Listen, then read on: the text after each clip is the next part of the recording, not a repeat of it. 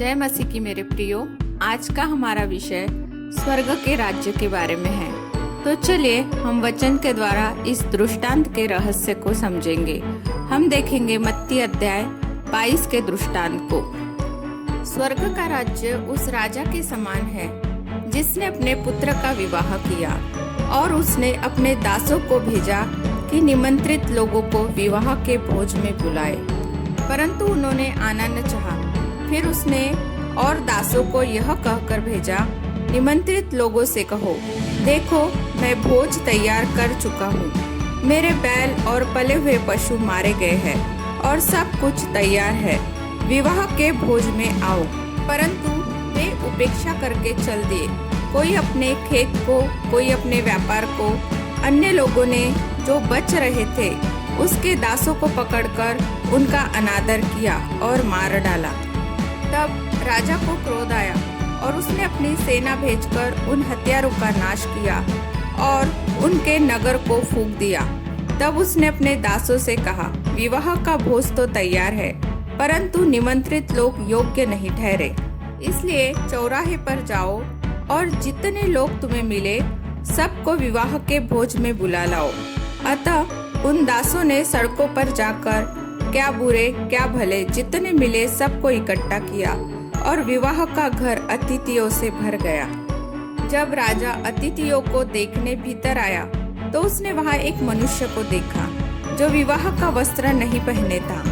उसने उससे पूछा, हे मित्र, तू विवाह का वस्त्र पहने बिना यहाँ क्यों आ गया? उसका मुंह बंद हो गया।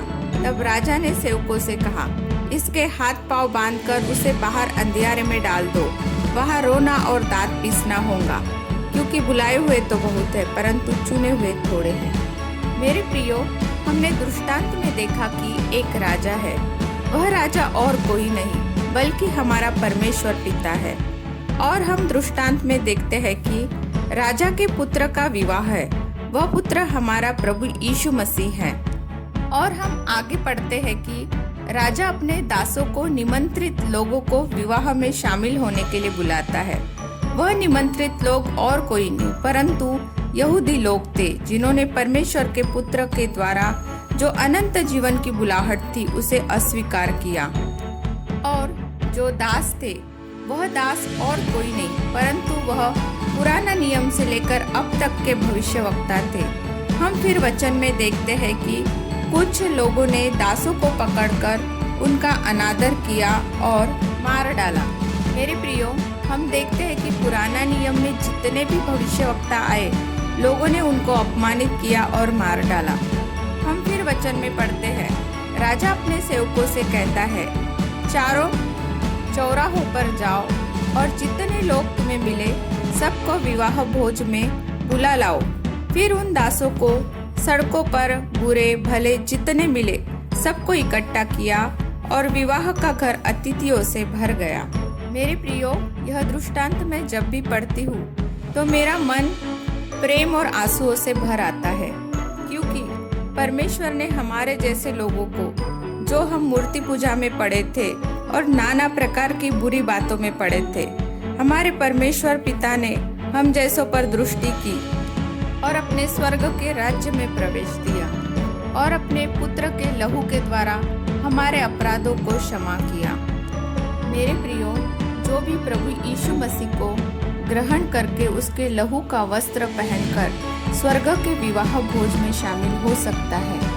फिर हम वचन में और देखते हैं कि राजा जब अपने अतिथियों को देखने आता है तो उसमें एक मनुष्य दिखता है जिसने विवाह का वस्त्र नहीं पहना था।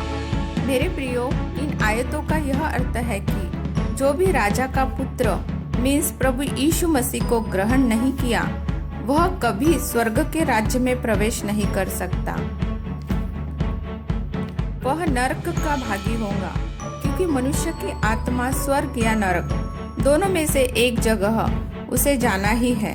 नरक में जहाँ रोना और दांत पीसना है। मेरे प्रियो, विवाह भोज के दृष्टांत के द्वारा हमने सीखा कि स्वर्ग का राज्य कैसा होगा, क्योंकि परमेश्वर का वचन कहता है, बुलाए हुए तो बहुत है पर चुने हुए थोड़े हैं। मैं आशा करती हूँ कि आप इस दृष्टांत के द्वारा खुद को तैयार करेंगे और स्वर्ग के विवाह भोज में शामिल होंगे। मेरे प्रियो, आपको हमारे वीडियो पसंद आते हैं तो इन वीडियो को लाइक, शेयर और सब्सक्राइब जरूर करें। आमीन।